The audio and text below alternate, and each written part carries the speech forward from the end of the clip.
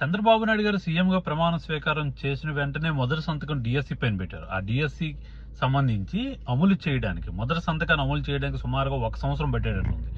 దానికోసం మాట్లాడుకుందాం. తర్వాత నిన్ననే ఇసుక రీచ్ ఓపెన్ చేశారు. ఇసుక రీచ్ దగ్గర ఫ్లెక్స్లు పెట్టి మరి ఒక టన్ ఇసుక 1394 రూపాయలు అని చెప్పి లబ్ధిదారులకు ఇచ్చే పరిస్థితి. అయితే వైసీపీ గవర్నమెంట్ లో ఒక టన్ ఇసుక 400 రూపాయలు అయితేనే గగ్గోలు పెట్టిన టీడీపీ ప్రభుత్వం ఒక టన్ ఇసుకని 1394 రూపాయలకి ఎలా ఇస్తుందో చూడాలి. ఇదే నిజంగా ఇసుక పాలసీ అయితే మాత్రం భవిష్యత్తులో ఇబ్బందులు తప్పవు.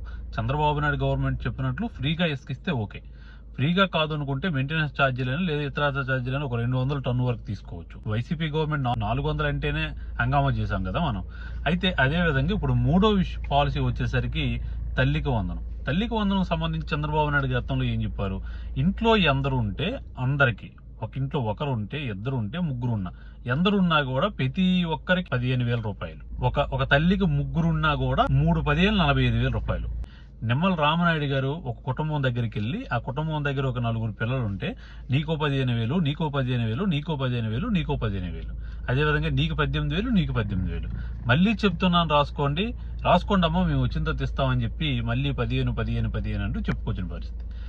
ఆయన ఏం మాట్లాడారు ఒకసారి చూడండి. మళ్ళీ మన ప్రభుత్వం వచ్చాక అందరికీ కూడా ఇదిగో వీళ్ళకి 15,000, నీకు 15,000, వీళ్ళు 15,000, వీళ్ళు 15,000, నీకు 15,000, నీకు 15,000, మీకు 18,000. మళ్ళీ చెప్తున్నాను చూడండి, రాసి పెట్టుకోండి. మళ్ళీ ఎవరు ఉంటే అందరికి 15,000 లెక్క, అంటే నలుగురు ఉంటే 4 10,000. సో హామీ అయితే అదే ఇచ్చారు కదా, 4 10,000 ఇస్తామని చెప్పి, లేదా 3 10,000 ఇస్తామని చెప్పి. ఈ రోజు ఇస్తున్న అప్డేట్స్ ప్రకారం అయితే కుటుంబానికి 15,000 రూపాయలు. మరి దీన్ని ఏమంటారు? తల్లికి వందనంకి పంగనామాలు పెట్టడమే కదా అంటారు.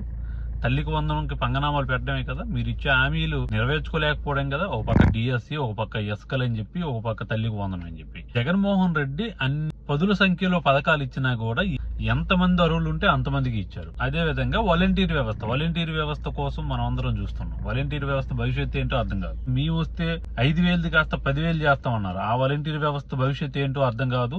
పవన్ కళ్యాణ్ గారు పక్క, మంత్రులు పక్క, వాలంటీర్ వ్యవస్థ కోసం మళ్ళీ అది ఉండాలా, లేకుండా మేము చేయలేమా అన్న పరిస్థితి. సో హామీలు నెరవేర్చాలి. జగన్మోహన్ రెడ్డి సంక్షేమానికి కొంత బడ్జెట్ పెడితే దానికి 2 చేస్తాము, దాన్ని డబల్ హామీలు ఇచ్చి అమలు చేస్తామంటేనే చంద్రబాబు నాయుడుకి ఓట్లు వేశారు. మరి ఎలా చేస్తారో చూడాలి మరి.